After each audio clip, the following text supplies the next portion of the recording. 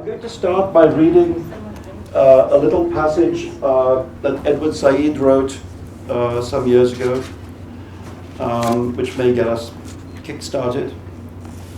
In Lebanon, he said, the novel exists largely as a form recording its own impossibility, shading off or breaking into autobiography, as in the remarkable proliferation of Lebanese women's writing, reportage, and pastiche.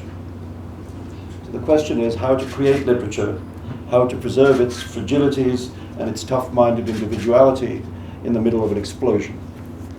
Now, one of the women writers, the most brilliant women writers that Edward was mentioning, is Hanan, and in a series of wonderful novels and also some plays and other writings, she's attempted to answer these questions that Edward posed in that little passage. And I think we might just start there, because could you please switch off your cell phones?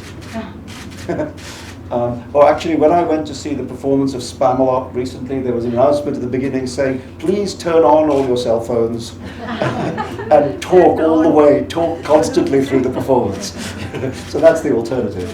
But just to start there, I mean, I know, Edward Said was a friend of yours as he was of mine, and I just wondered if there was anything you wanted to say about his place in your thinking and what that meant to you. Actually, I met Edward Said after he wrote this article. I used to always follow his books and his reviews, and I never dared to approach him because he was so intellectual, and I didn't know how to address him or how to talk to him. Whenever I saw him in places, I would hide away. But after this article, we just met, and actually Edward Said is not like only a writer or a philosopher or a musician. He was as if he entered in our DNA, really, in the Arab world.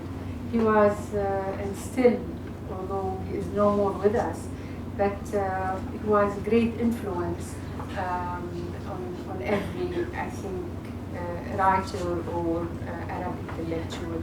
He gave us certain hope that we could do something, we could reach. Do you think, I always thought that Edward had different kinds of writing, and I always found the most powerful when he would write the most personally. Yes.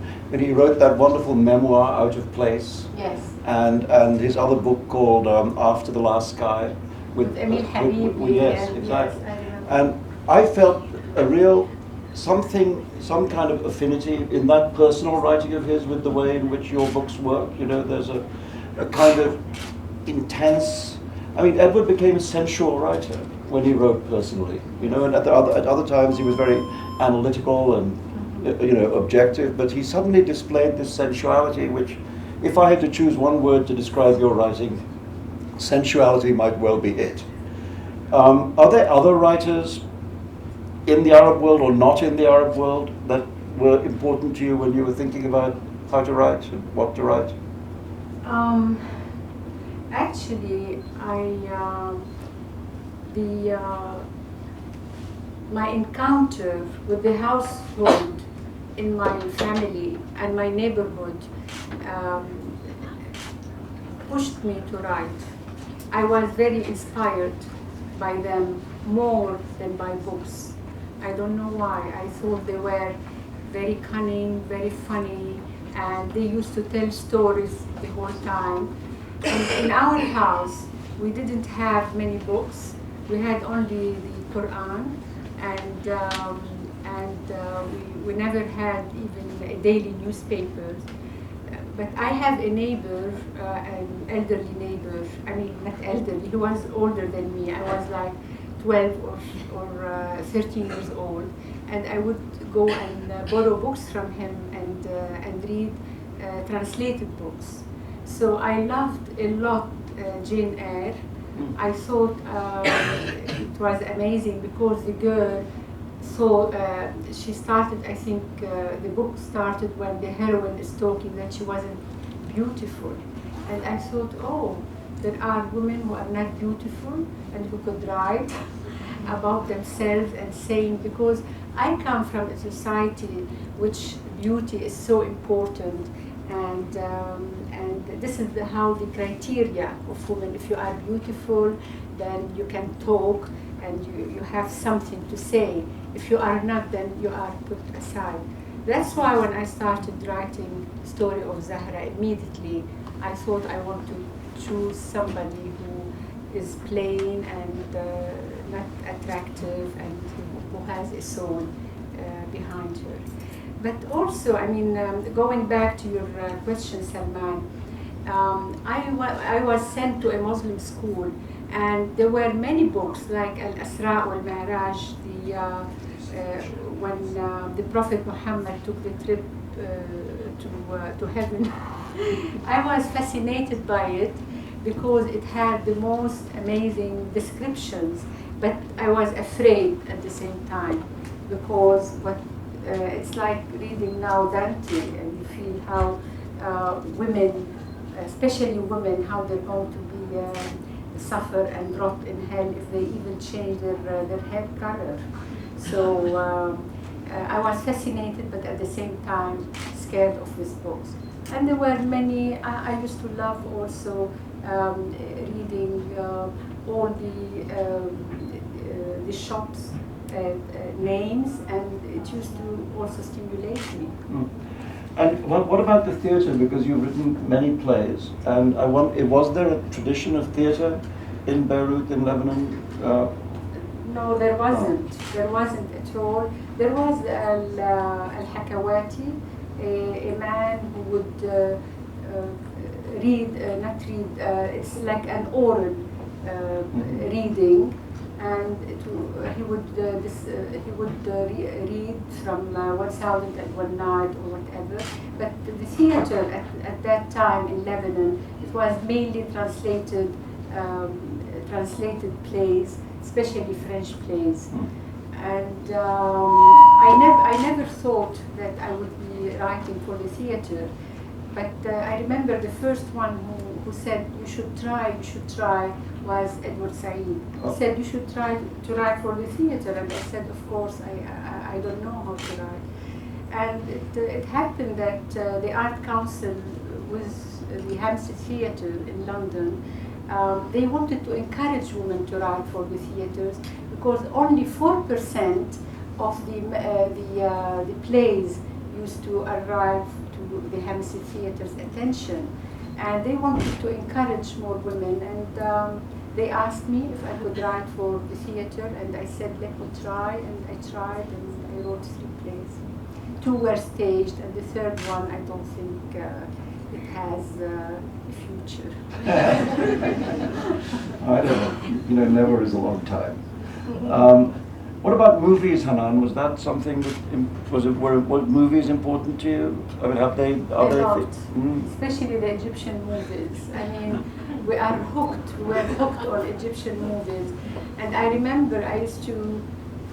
But you can't imagine. I mean, to go to a movie, how difficult it was. We had to sneak and to lie and to pretend that we're going somewhere, and we would go to the movies. And I used to sit the first row, and my sister and my cousin would say, no, we can't sit in the first row. And I'd tell them, no, I want to touch the actresses. I want to talk to them.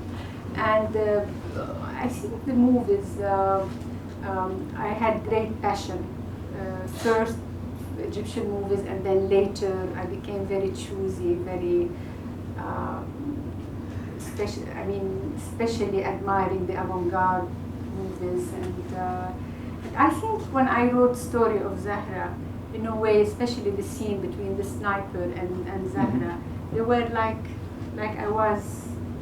Like the French nouvelle vague. French movie, yes. Yeah, it's like a Godard movie. Yes, Godard movie, black and white, going on the stairs and being frightened and trembling and thinking of the sniper and the war around in the outside world.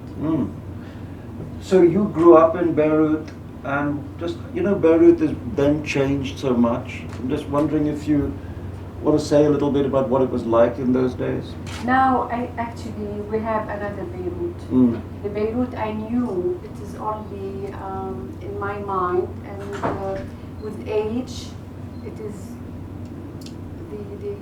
the vision is becoming very hazy. Beirut was so amazing. I mean, although it was on the Mediterranean, but we didn't feel that it is on the Mediterranean, because all the streets mingled with the people, with the vendors, with all religions, mosques, churches, synagogues, whatever. They were all bustling, and I mean, I come from a very, very pious family. My father was very pious, but at the same time, because Lebanon and Beirut was so open, we used to feel so free to do. I mean, I wasn't very free to do many things, but the atmosphere was so open in Beirut. And you will get all the cultures, all the schools. We had English school, we had American school, French schools everywhere, and universities and everything. So it changed. It was changed because of the civil war, dramatically changed, and the spirit is no more. It's not only because the infrastructure was ruined. It's because the spirit of it has gone. So many people came to take revenge in Beirut, or to help the Lebanese destroy their city. I mean, who didn't come to Lebanon? Who didn't come to, in a way, rape Beirut? Many nationalities and many countries, they helped us to destroy our city. I miss it so much. I miss the old city. When I used to go down, my father had a tiny shop downtown Beirut in the souk, and I used to take his food every day. And can you imagine a family would let their daughter when I was 9 or 10 years old to go from our district to downtown Beirut? It used to take me like half an hour. They weren't scared. Everything was so brilliant, very safe, and nowadays there is nothing like that. No, I remember. And also, sorry. No. And also, I mean, the literary scene is gone. I mean, there were so many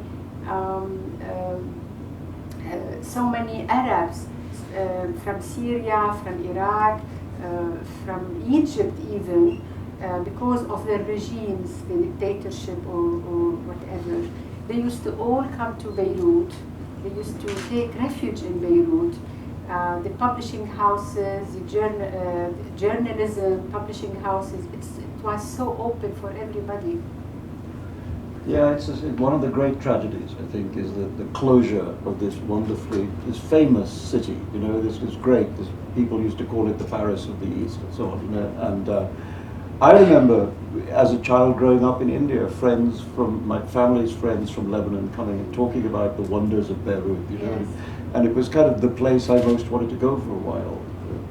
Is the vineyard still there? The vineyard is still there. That's okay. Oh, that's the important thing. But is there any sign now of rebirth? I mean, in the way that in the aftermath of the conflict, is there any sign of this world coming back to life? The literary world, for example, or the spirit of the city that you were saying, or? Not now, I think. They are trying, but now Lebanon is facing very crucial time. They are at a crossroad because of what happened after the assassination of our Prime Minister Rafi al-Hariri. Now I think the country, in a way, not fully, a little bit divided. But I'm cautiously optimistic. because I think the new generation were brought up after the war in outside Lebanon, so they don't have this grudge or the urge to fight like in 1975, and we are still waiting. I mean, see what will happen.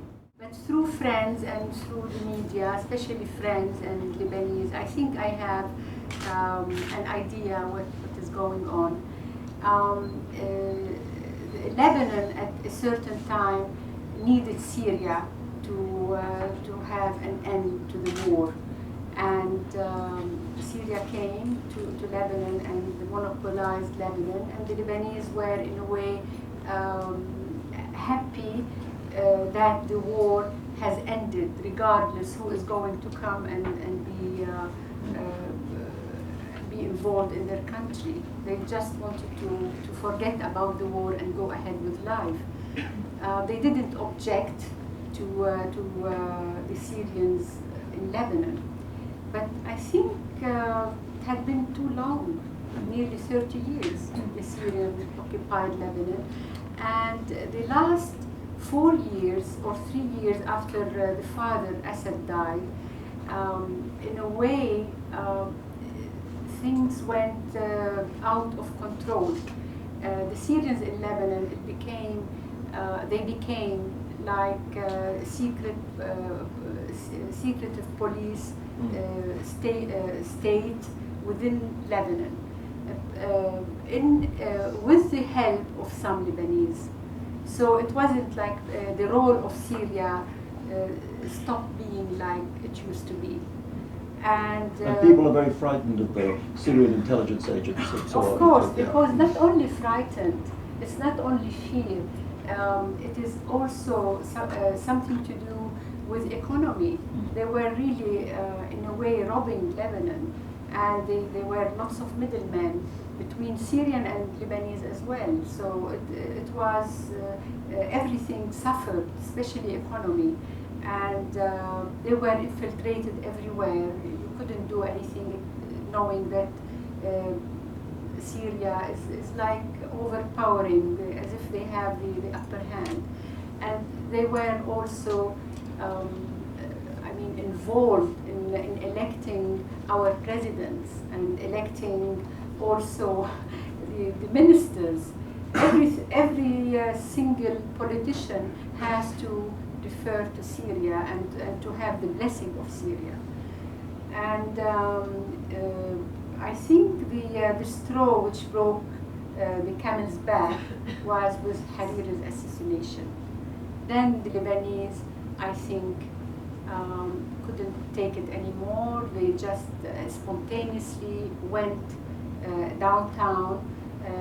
Actually, they went downtown because Hariri rebuilt downtown.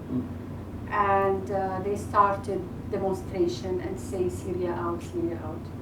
And of course, Syria has their allies in Lebanon, the Hezbollah. And although the Hezbollah said some of their leaders said that our demonstration is to tell Syria to bid farewell to Syria and say thank you. But this is not the case, I think. Also because the Americans, when they started saying, oh, now we're bringing democracy to Lebanon, so the Lebanese, some of the Lebanese said, no, we don't like America. Why are they interfering in us? Then it's better to be with Syria or against America, against the United States. So it's a big muddle. And where do you think now we hear that Syria is withdrawing? Yeah, they drew most of their armies. But the intelligence agents? I think there will be more and more because the new prime minister, I think, he is very pro-Syria. I think Syria now physically is withdrawing from Lebanon, but mentally and they're still there. Economically and so on, the dominance is still there. Still there. we have a saying in Arabic, a proverb, that somebody goes out the door and comes back from the window. Yeah. Do you think there's any danger if there really was a Syrian withdrawal, full withdrawal? Do you think there's any danger of the old factionalism returning? No, because the new generation will never fight. They've been abroad after the war, and the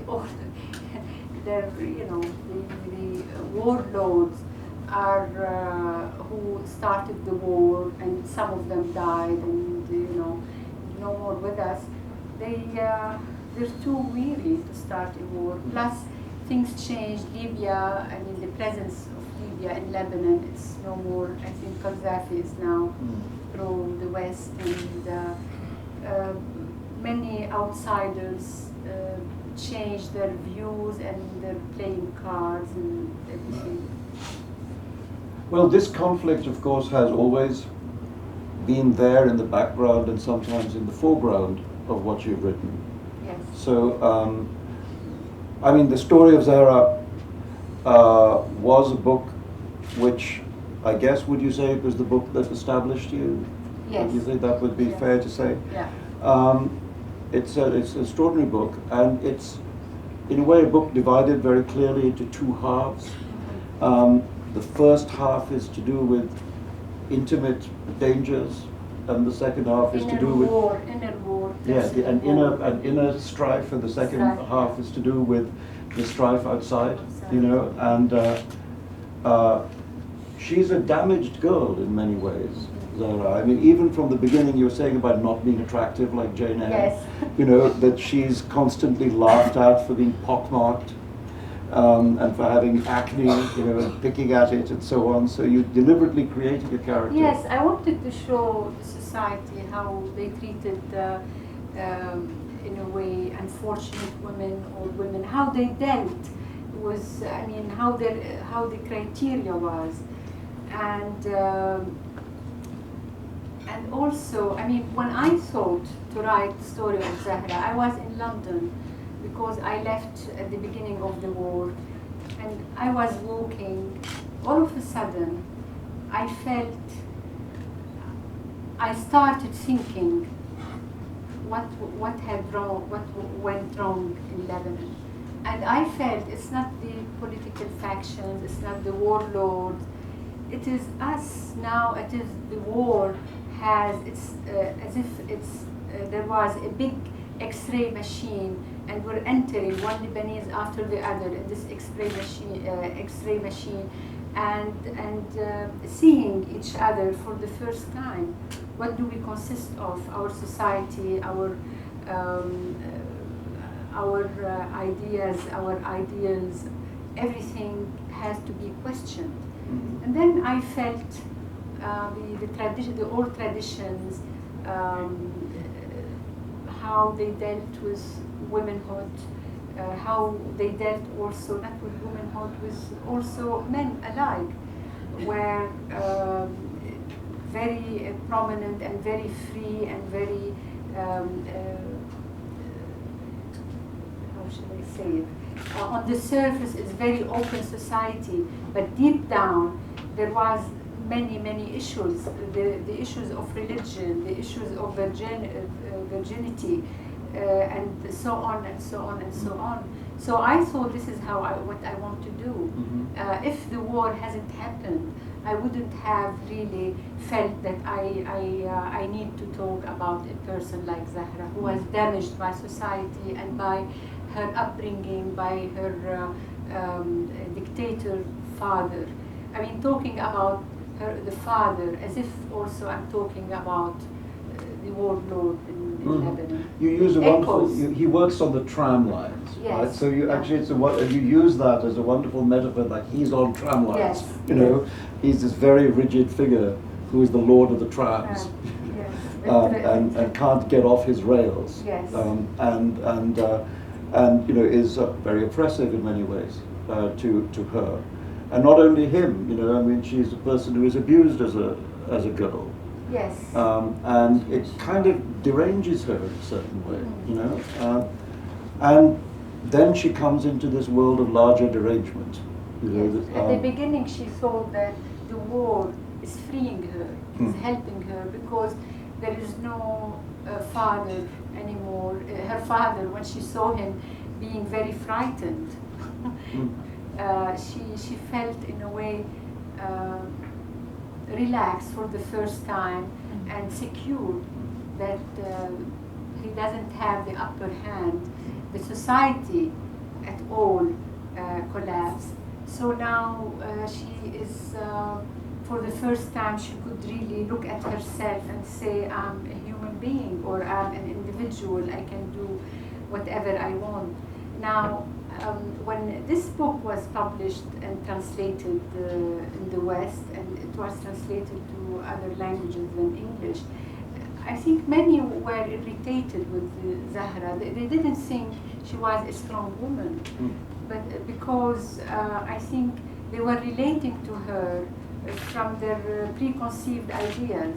But for me, I think Zahra was a very courageous girl because she said no to many things, and she became, you know, more trapped because she was saying no to her father, to the society, to many things.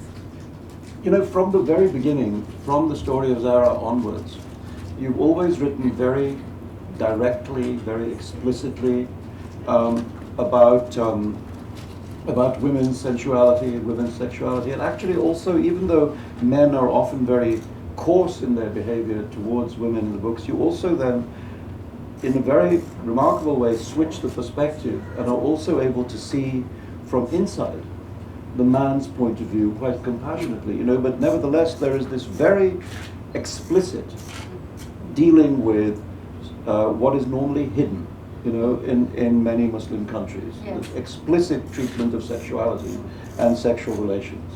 And I'm just wondering how that went down. I tell you, it had to do with the war. I mean, the war freed me as well. Because when the war broke down in Lebanon, and when I started writing Zahra, I felt I'm free as well. I want to write what I should write, what I'm feeling to write. I'm going to expose everything. Like I remember in childhood there was a proverb and a photo of a man who is blind, and he has a sword, and he waves the sword on every direction, every side, and say, I am blind, but I can do many things. And this is how I felt. I really have to, what brought us to this war? Why are we in this bloody war? It's because of her stifling traditions. It is about our customs, old customs. It's about religion as well. And this is how I thought I want to expose everything. And also, you know, although in the Arab world and in the Muslim household. Ma'am, you're actually blocking a lot of people's view. Do you think you could? Thanks.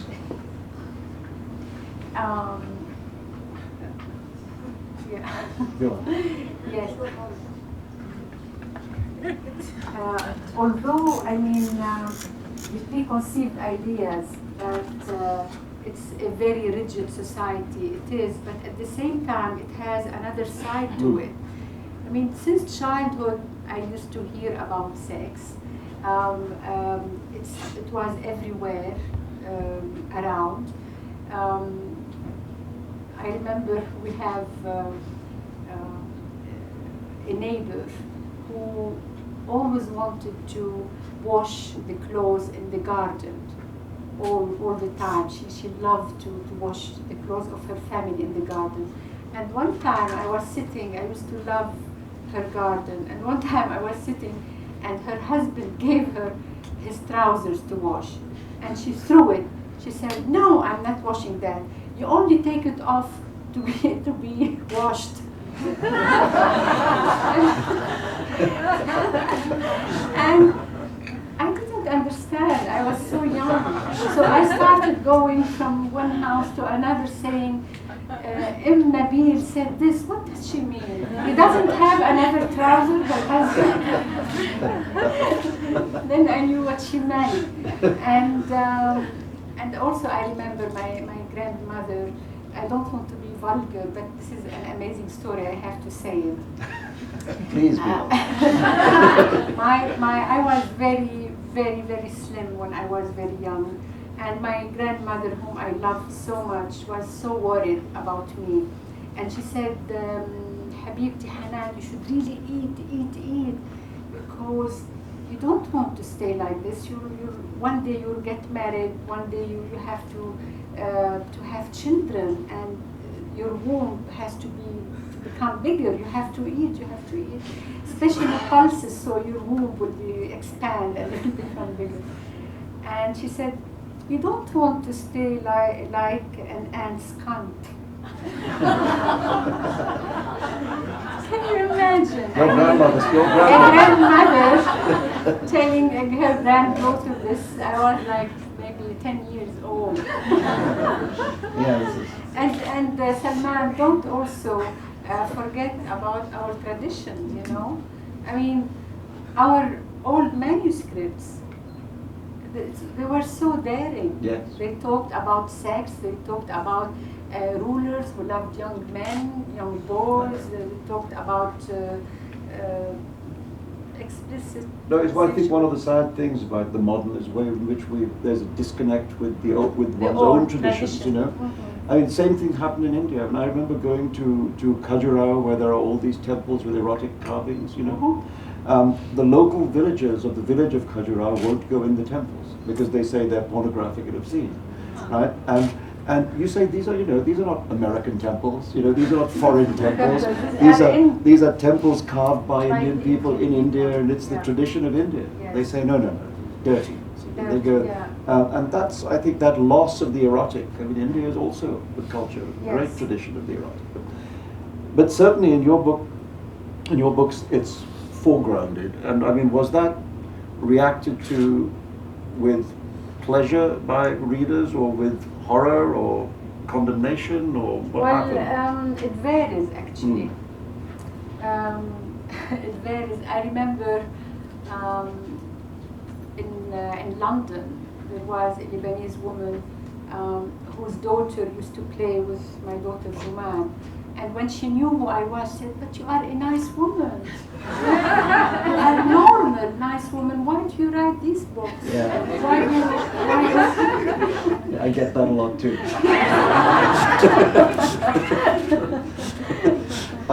You know, in the second half of the story of Zahra, there's this amazing relationship that she sees this man who she thinks is a sniper. Yes. And she, as the book puts it, she in a way interposes her body. I mean, she uses her own sexuality as a way of stopping him doing it, I guess, you know. Yes, at the beginning. At a certain point in the book, when she's pregnant, and then he denies that he was a sniper. Yes. You know, he says he never was. He was just, on the roof admiring the view, or whatever it was. You know, it's unclear, I think, whether he's telling the truth or not. And then at the end of the book, when she is in the street and she is shot, she believes that he is killing her. You know, she believes that maybe because she has said that she is pregnant, maybe for whatever reason. Now, again, we're seeing the story from her point of view, you know, and so we see also that she believes that she's been killed by this man. Yeah. Do you have a view about whether it's him or not? You reminded me, when it was published, I was in Arabic, of course. I was, I think, in Saudi Arabia. And an aunt of a friend of mine called me and said, "I can't sleep. Did he kill Zahra?" An elderly woman. Did he kill Zahra? Was he a sniper ibn al-Kalb? It means the son of a bitch? Was he a real sniper? And I said, what do you want? I want you really to go back to bed. What do you want the end to be? No, I'm with her. I think he was, not I think, he was a sniper. Mm. And when he knew that she was pregnant, he didn't want to mess with it, and he killed her. Yeah. But it's very good to leave it ambiguous like that, you know, because it does do that. It makes you really want to know, you know, and the book doesn't tell you. It reminded me, you know, there's a story about Harold Pinter, that an act I was told by a director who worked with him, that there was this moment in a play when the other actor who was acting with Pinter wasn't clear about a particularly ambiguous passage, you know, and said to Pinter, could you explain, you know, what's supposed to be happening here? And Harold looked at it and gave him back the text and said, the author's intentions are not clear from the text. And I thought it was kind of like that you were deliberately, well, you obviously were deliberately not telling us. I didn't want it also to become, I wanted to leave it this way, actually. It's more like we were saying before, that it was like a film. This is how I imagined the whole thing. And it's Anna Karina. Yes, in a way. And Belmondo on the roof, you know. I wanted to just go on to the next, to Women of Sand and Myrrh, which you were saying feels a long time ago. Yes. Does it feel like a long time ago, that book? I mean, do you think that in terms of your writing, do you feel, I mean, do you still feel close to these books, or do you feel that you've moved on from some of them?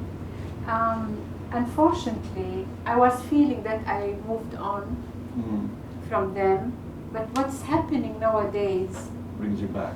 Brings me back to them. Yes. Because it felt incredibly contemporary, this book, you know. I mean, it is written, what is it, when was it first published? 89. Yeah, 89. And was that the first English edition, or was that that was the first English edition. And when was the Arabic? I think now 86. Yeah, so it's 20 years ago. Yes. You know, and yet the condition of the women in this book it's the same as now, or worse. Yeah. Yeah, worse than the book. That's why I. Do you want to say something about that? About what is the condition? Because first of all, you don't name the country. No. In this book. I mean, one can guess that it's something like Saudi Arabia, but I didn't want to name it because at that time there were many books like The Old Sheikhs and other books which were, you know, naming the country, and I didn't. I wanted to stay writing literature. I didn't want people to say, "Oh, she is trying writing about Saudi Arabia," and attracts the wrong attention to the book. That's why I didn't name the place. It was an amazing the way I thought about writing this novel. It was the first, when I was at the airport, when I went to live to follow my husband, who is Lebanese, but because of the war, he had to work in Saudi Arabia and in the Gulf. The first 5 minutes at the airport, I knew I have a novel. I really have a novel. Immediately, when I saw that my personality, as if I became a shadow, not Hanan, not the writer, the novelist, or the mother. I wasn't a woman at all. This is when I thought, I have seeds of a novel. And of course, the living with women more than men there, and made me insightful of the Saudi women, either the very rich one or the very modest, low income, or the Bedouin who were living in this small town. I started writing the book, but it's amazing how I felt the whole time while I was writing it that I'm leading a double life, because in my room it's my own, it's my real self, the Hanan, the writer who is writing this book. And when I close the door to my office, and I'm at home and surrounded by, you know, closed windows, because you weren't also allowed in a way to open the curtains and have the sun into your sitting room, because nobody, no household would permit that. You have to be like enclosed, literally enclosed. And I had like a split personality. This room, my office, is my true self. When I leave it, I'm like the other women in Saudi Arabia. I think this book created lots of attention in the Arab world, and they really loved it, because there weren't any book written by any novelist, Arab novelist, which talk about these moods and the women there, as if everything was very camouflaged or put in boxes. And here I come and expose the it's not society. camouflaged at all. Here, I mean, it's very steamy, this book. You know. So nobody appears to think about anything except sex all the way through it. I tell you why. Yeah. I remember. I remember all the reviews talking about sex the whole time. In Saudi Arabia, you think of sex continuously. Every single person, more than Europe, or more than really clubs in Soho. Even if you want to buy sanitary napkins, you hesitate as a woman. You say, shall I not? But if I want to buy it, I mean, the owner of the shop, he's going to think of me, or I better not to. You can't, I mean, sex was everywhere because it was forbidden. It was like everywhere. It's like everybody in this book has it on the brain. Yes, you know? and especially... and not only on the brain, but... and women there, the women,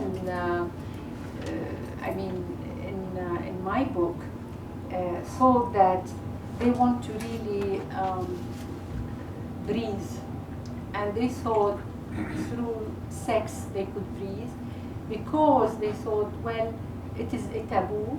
Maybe if we could have a relationship or whatever, we are getting something.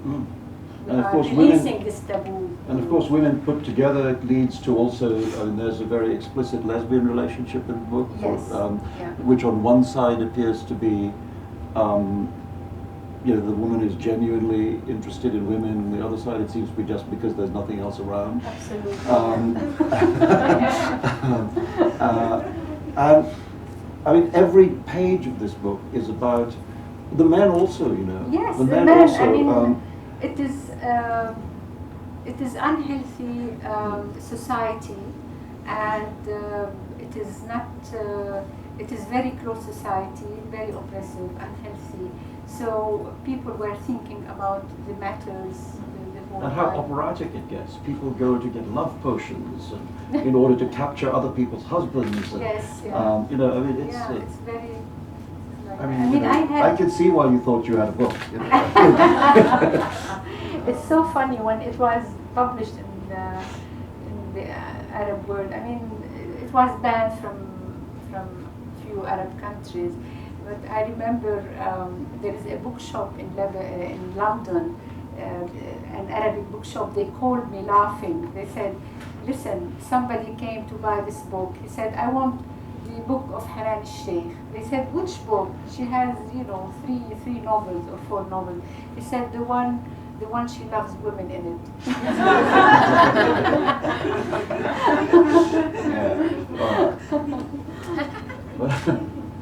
Well, the book after that, this extraordinary novel, Beirut Blues. What was the Arabic title? Beirut. It means the port of Beirut. Because I was never sure about Beirut Blues, although in a way it's a good title because because the book has a kind of Billie Holiday thing going on. Yeah. And this is when we started our friendship. Indeed it is. So a very important book. That's of course the most important thing about it. This is a novel that I really, I read it again before we had this conversation, and I thought it was perhaps even better than when I read it before, and I liked it. I gave it. I actually reviewed this book. Yes. But just about the last book I ever reviewed. Like after this, it was impossible to review other books. It's a portrait of the city in that time we were discussing, that time of its devastation, you know, and it's a lament. In the way that we were speaking earlier, a lament for a broken city and a broken world, you know, of incredible beauty. And in the middle of that, it's also a rather old-fashioned thing. It's a novel in the form of letters. You know, it's an epistolary novel. The novel began like that. You know, the first novel, what we consider to be the first modern novel, is Samuel Richardson's Clarissa, which is also a novel, completely written in the form of letters. I mean, that's like 1,000 pages long. It's quite boring actually, but all letters.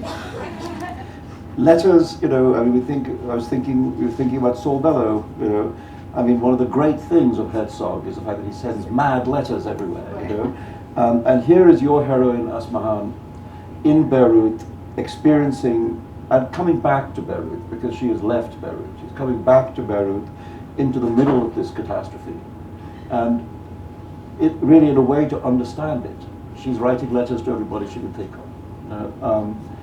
And that must be, I mean, you had at that time also left Beirut and were living primarily outside, yes. You know, although of course you would go back, etc. How did that feel to return to that catastrophe? And was that letter writing, was Asmahan your way of understanding what was happening? How did the book come to be? I chose to write the book in this manner, letters-wise, because I felt, in a way, I've been away from Lebanon, and I want to, whenever, I mean, after Story of Zahra and a collection of short stories, it's called A Desert Rose, I talked about the war as well. I said, I'm not going back in life. I'm going to proceed. I'm not going to think about the civil war at all, and that's it. But every time I went to Lebanon and to Beirut, I felt the city has been changing rapidly, and I really, when I didn't know a certain street, I became so upset with myself, and I said, no, I really need to sit and write about the Beirut I knew and what's going on. And this is how I started writing it, and the way I wrote it, I felt I cannot write as if I'm still there, like the other Lebanese writers who were still in Beirut. I felt there was, because I was away living in London, then this is how it should be. It should be like form of letters. And this is what I did. I wanted to understand the war more. I mean, at Story of Zahra, the war was new, and I didn't know a lot about it. I mean, the war was at the beginning, so in a way it didn't.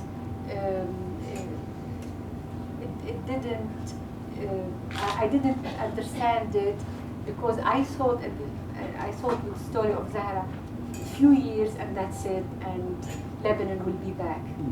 When 15, 14, 13 years, and it didn't go back. This is when I wrote Beirut Blues. In it, I understood why Beirut became East and West, and also about Hezbollah. about the factions, how there were new factions nowadays. It's not like at the beginning there was the phalangists and the Druze. yes, and now there are the Palestinians, and also when the Palestinians were kicked out of Lebanon, and when Israel came also and took the south of Lebanon, and they approached even Beirut. So this is when it's like continuation. There's about this theme of departure and return. You know, there are many ironies. There are terrible ironies in this book. You know, that one of the people she's writing to is her friend who is abroad, Hayat, and she's saying, you know, you can't understand anything from over there, and in a way being quite contemptuous of her for being out. You know, there's the kind of pleasure of return. You know, and now you know who you are because you've returned. Yes. And yet she falls in love with somebody who will then take her away again. Yes. You know, so there's a kind of poignancy in that. He didn't succeed to take her away. No. He thought that he's taking her away, but she chose not to, because she said, oh, if I leave, then all the years I'm living in Beirut, like holding Beirut, all of a sudden all my years are going to disintegrate.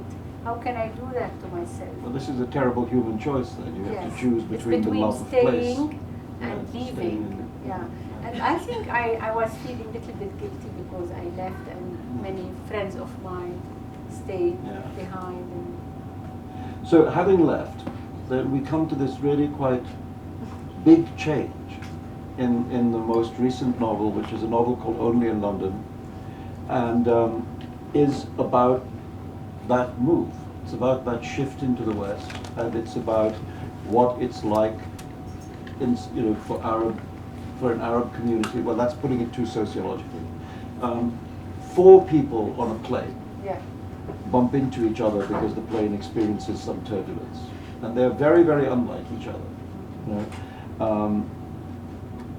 One's English, one's an Arab woman who's just been divorced and is in a very unhappy state. There's another woman who's kind of a courtesan, you know, and there's a transvestite. yes. And you see what happens in planes when you just shake things up a bit. I think there's a whole literature now developing depends on scenes on airplanes. You know? You started it. I started Satanic it. verses. So I think there could be an anthology of these, you know, dramatic moments in air travel. Anyway, so these 4 people then continue to know each other inside London, and it becomes a way into all kinds of different lives around the Arab community in London.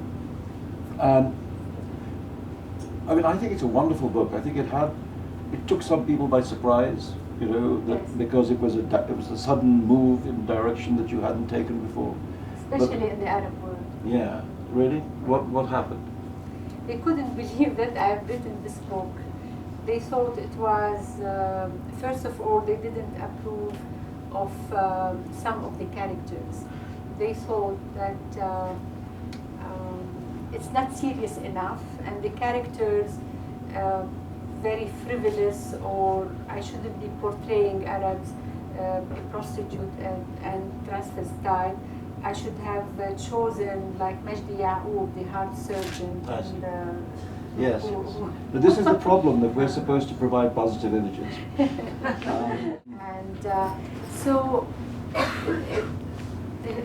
the Arabic society moved to London because what had happened to Lebanon. Mm-hmm. They moved with the society moved with their doctor, their prostitutes, their transvestites, their writers. The whole society was uprooted. One of the characters, in fact, says that it's like seeing a street from back home, Basra, you know, in London, and actually some of the characters in the book seem to live entirely inside a kind of Arab microcosm, and they don't inside London. Venture out they don't of venture it. outside. No. They don't venture out of the Edgewood Road. And others do. Yeah. I was going to ask you what you wanted to read a bit. Maybe it might be good to give people a little flavour of the book. Okay. You've chosen Do to we read have it. time? We have time, sure. We have time for everything.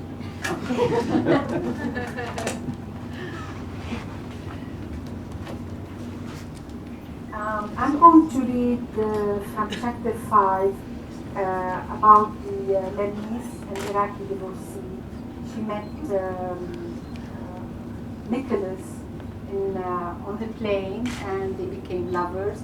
And he invited his friend so he can introduce them to Lebanese. The friends began to arrive, and she felt as if she were crawling instead of walking. Babyish sounds came out of her mouth. She tried to brush her mind like a shoe, so it shone bright and sharp, to regain her composure, but failed miserably. Their conversation moved quickly in a sphere of which she had no knowledge, total Englishness, in which she was incapable of being polite, hypocritical, or inventive. The talk revolved around local politics and rules and regulations. She decided she would have to learn the newspaper by heart in future, but then realized this wouldn't work, because their conversations were like artifacts inlaid with the whims and preoccupations of the individual. Even when talking about food, they constantly slipped in phrases she didn't understand, like gastronomical delights. She found herself blaming Nicholas. Like a silk wall, she had been spinning her cocoon slowly and deeply content. She had been preparing herself for flight, but Nicholas had taken her out before she was ready. Surely she could break into the guest, cold circle in a single step if she spoke a sentence. Why didn't she chat with them as she did with him? After all, she could tell that he found her interesting, amusing. One sentence should let it out now. She had to be quick. Her chance had come. There was a breeder of falcons at the table who had lost his job because a sheikh in the Emirates had declared himself bankrupt and sold his birds. She was about to intervene and say that her father used to train birds to sing, but she stopped herself because she would have to link the story to the falcons. And then one of the guests was asking the breeder if a blue-beaked falcon was in the sheikh's collection, a strain said to cost between 8 and 100,000 pounds. Okay, she had an idea now. There was something she could say. She was going to come out on top here. They liked joking. If only she could make them smile, she would become worthy of their notice. She wondered how they would react if she told them about her aunt, who had rushed out of the house in Najaf, slamming the door behind her, running across the stony ground, shrieking and wailing, "God help us, they are all at it in there. The child's fucking the chair, the birds are fucking their perches, and the parrot shouts, 'Hello, God is great,' all the time and mouths the other name." She continued to smile and agree, trying to pitch her voice in anticipation of speaking her first words. She did not want them to come out in a series of short, squeaky sentences, because she was unused to talking in a large group of English people. At last, one of them, who must have sensed her growing unease, turned and addressed her. "You're Iraqi, so you must have come to London to escape from Saddam's repression."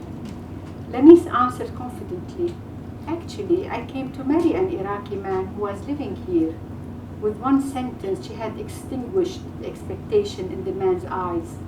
Nodding his head, he said, "Ah," then returned to talk to the person on the other side of him about British politics and their boycott of the Iraqis. So he decided that because she'd come to London in what he deemed normal circumstances, she wasn't worth spending time on. She tried to recapture his interest and interrupted him. "We fled from Iraq to Syria and Lebanon before coming here. Also, my father was an artist, a musician, and he couldn't bear the way religious fanaticism dominated his life. And my grandfather..." "Religious fanaticism? But Iraq isn't Iran or Algeria. I didn't know there were Muslim extremists in Iraq. I mean Najaf, my father..." And she fell silent. It was a long story and would require many digressions. She made do with saying it's a long story, waiting to see if he asked her what it was before she continued. But he excused himself and turned away to pour more wine into his glass. She blamed herself for not telling him. that they fled because they were frightened of Saddam Hussein and felt guilty she couldn't bring herself to tell her story. Another guest was addressing her in a very correct Arabic. He'd obviously decided that he had to have bulging eyes and protruding lips in order to be able to pronounce it. No, from Najaf. Najaf, the holy city, I've never been there. Although I visited Baghdad in the late 60s and stayed in a small hotel owned by a Sabian family. They were certainly persecuted. I remember they said their prayers in the cellar. What attracted me about the religion was their belief that there was a link between the stars and music. You should tell Nicholas about them. You know he's interested in astronomy.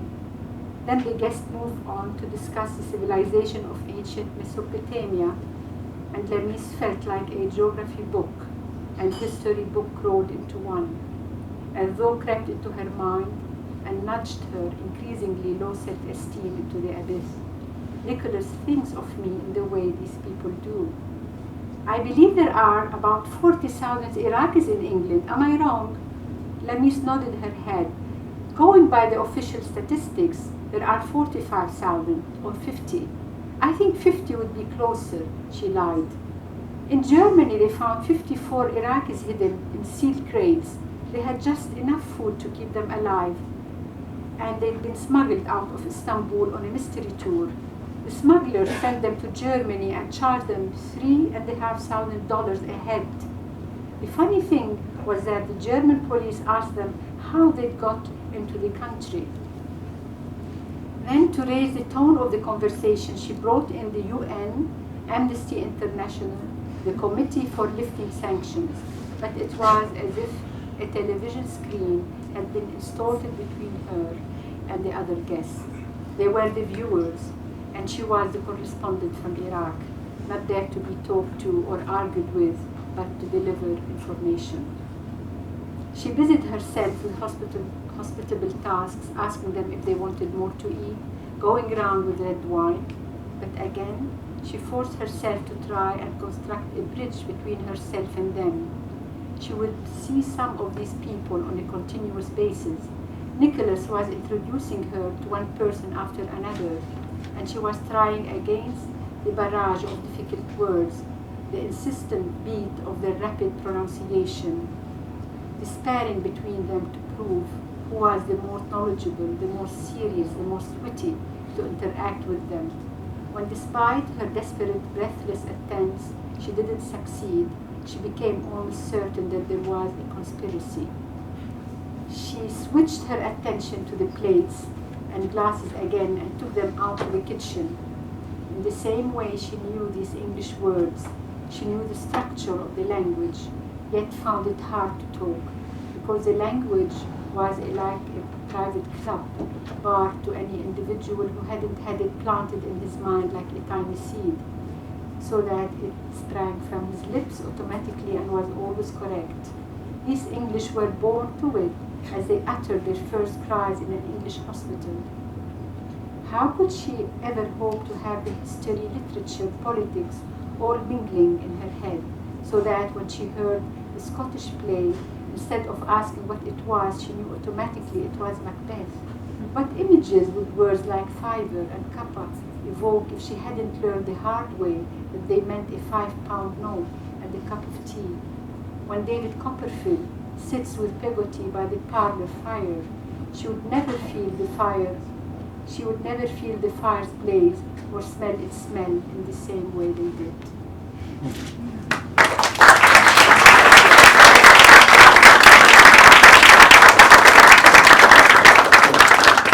We've got 15 minutes. I want to ask one question more, and then maybe we could quickly have some questions from the audience here. The question I wanted to ask is this. It seems to me that one of the great tragedies of the current situation is the number of Arab writers who are forced into exile. You know, you have Tahir Ben-Jaloun in Paris, you're in London, Asya Jabbar is here in America teaching. If you look around, an enormous number of the most prominent Arab writers are, whether by choice or necessity, not living in their own countries of origin. You know. Do you want to say something about that? It seems to me to be a kind of real problem. Yeah. Yeah. I think we have Fadil Azawi here, who is an Iraqi poet, and also he shows you were forced, father, to leave. He was forced to leave Iraq. Yeah. Actually, I mean, Asir Jabbar, Tahir Jalloul, and we didn't, in a way, we weren't forced to leave. I was forced because I was frightened of the war. Tahir bin Jalloul and Asir because of the language, the French language. But in Iraq and Syria, and this is the biggest tragedy.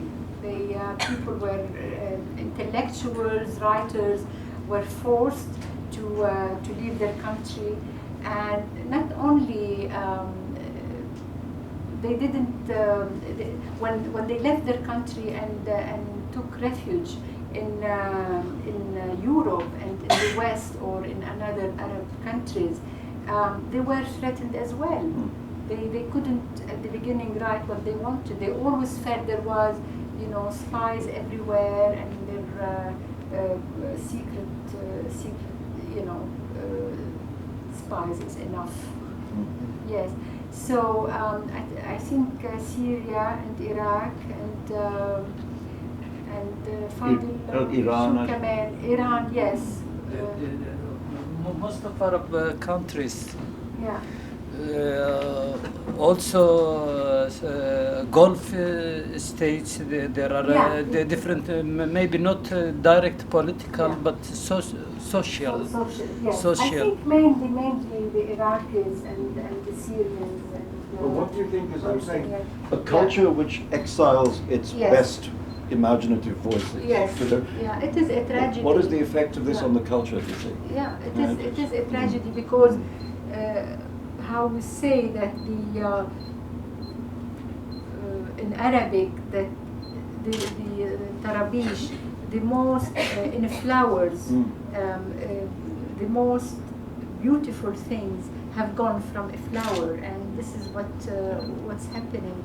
It's a metaphor, and it is really sad. And when all the intellectuals are leaving their countries, but at the same time, it's very difficult for them to stay.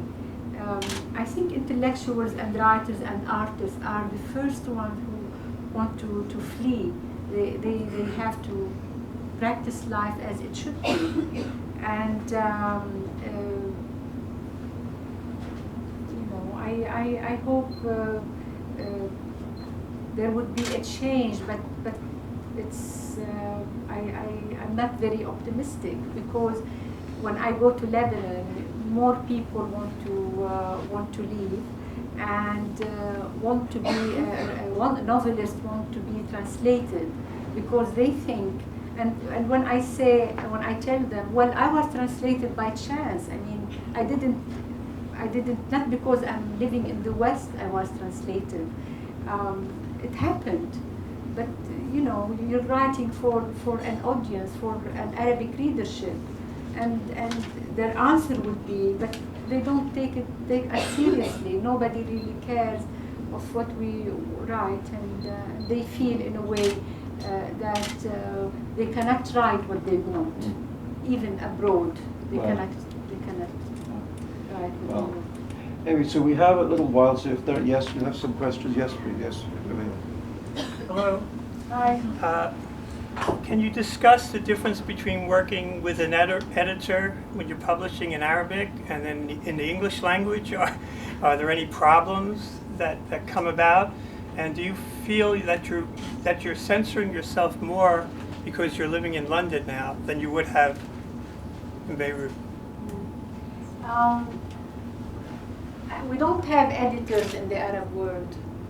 I don't know why. Maybe because we are full of ourselves, the writers full of ourselves, and the publisher, I mean, cannot say for especially big writers, I don't like this book of yours, you have to really work on it or something like that. No, they'll take it as is. So, but in the West, of course, there are editors and who work with the writers. And your second question was, I don't feel, yeah, I remember it now. No, I try not to feel the pressure. I mean, I remember I was in one of the universities here in the States, and a professor came to me and said, Hanan, I love your work, but I'm not going to teach it because you give a bleak idea about the Arab world. And I don't want that, because she was an Arab professor. And personally, I continue writing the way I feel and the way I should be writing, regardless of any other circumstances. Someone else? Yes, at the back there. On the left. Hi, my question is about the woman in the passage that you just read, and I was wondering if you could comment on whether you think that she is less of a person because of her lack of political or knowledge or literature knowledge, and if that's something that's different cultures view in a different way. Sorry, I didn't get you. You didn't? Okay. So, You're far away. Sorry. Okay. My question is in regards to the woman in your novel, Yes. the passage you just read, Yes. and whether, if you could comment on whether you think that she is less of a person because she is not very knowledgeable in politics and literature, and whether that's viewed differently in the different cultures. No, I think it's the language barrier, and also going to a place, being with people whom you're not accustomed to have a dialogue with. I remember my English friends, when they see me talking with my Arab friends, you say, Hanan, you're so different when you talk in Arabic and when you converse with your friends than when you talk to us. And I think this is very, very natural. And I don't think the girl, she knows a lot about many things. But at the same time, she felt there was this language barrier, and also the way one has the social ways. Socially, she didn't know how to be she didn't know how to impose herself in a strictly English background. Yes. In Islamic text, it's written that God gave man one part of desire and woman 9 parts. And both of you have discussed how there's been a denial of that. And I wondered, as you see a rebirth in parts of the Middle East, like Beirut, do you see a reclaiming and an overt recognition of women's sexual identity from writers and artists that are living in the region, or is it only the realm of writers outside? Just repeat the question. The saying that in Muslim culture that men have one part of desire and women have nine parts. And the question is whether there's any recognition or rebirth in the Arab world of reclaiming that idea of women's sexuality. That's roughly the question. Yeah. Well, unfortunately, now we have again religion and taboos, and many women now, the majority of women in the Arab world are going back to religion. And if you see them, I mean, even in universities, you only see like a Zorro, a mask, you see only their eyes. And I don't think they are questioning the desire at this stage. They're questioning that they shouldn't show anything, even their nails. They shouldn't, and they shouldn't use nail polish because it's against religion. And I think there is the Islam was hijacked by sorcerers and by politicians. The Islam I grew up to wasn't like that at all. Another one at the back, yes. Do you recommend other Lebanese writers whose books Oh, plenty. might be available here in America? Or whose books might be available here? You mean in translation? Either in English or in translation. Yes. There is Ilyas Khouri, Huda Barakat, Hassan Dawood, and I think you can find them especially in universities. Emil Habibi. Emil Habibi, Palestinian. You said the Lebanese or Arabs? Lebanese, Lebanese, they're yes. not so much. Yes, here and then. Who would you say, including yourself, are the public intellectuals of the Arab world? There are many. Because we are 28 Arab countries. In every Arab country there are many, of course. Do you mean women or just? Are there a few? Yes, of course. Yeah, of course. Every society, has lots of intellectuals and who deal with politics, with social studies, with how women should lift the veil, off the veil, and there are. I mean, we have organic societies still working hard, but the problem is really the religion. This is the main problem. All right, you have that last question, yes? I spent some time in Syria and Jordan recently, and when I came back, I found it very hard to be objective because my experience there was so great. I know it's influenced a lot because I'm a man, but I was taken into people's homes and whatnot. And with all the negative imagery we have and whatnot, do you find it hard not to just focus on the more positive aspects of the Arabic world? And I mean, how do you?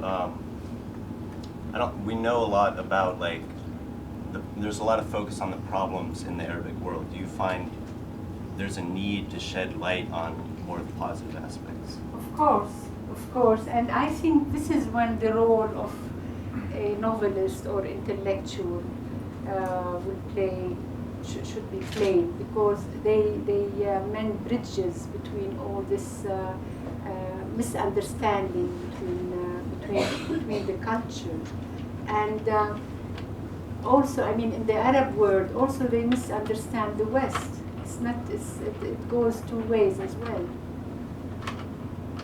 I think one of the things that we've been talking about all week in this festival is the way in which there seems to be a hunger amongst American readers for information which the news doesn't give you. For stuff you don't get, TV and even the radio and the press.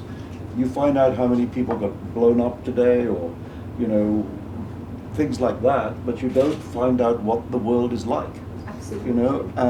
And I think it's interesting that readers in this country are beginning to turn towards books for these answers. Whether it's like Khalid Hosseini's book about Afghanistan, The Kite Runner, like Azhar Nafisi's book about Tehran, reading Lolita in Tehran, and I think this is really something that creative and imaginative writers are able to do. Absolutely. And it's one of the great services that literature can perform in this world. I feel nowadays it's the only thing in a way. Yeah, because and Hanan's books, if you want to have a look at how much sex there is in Lebanon,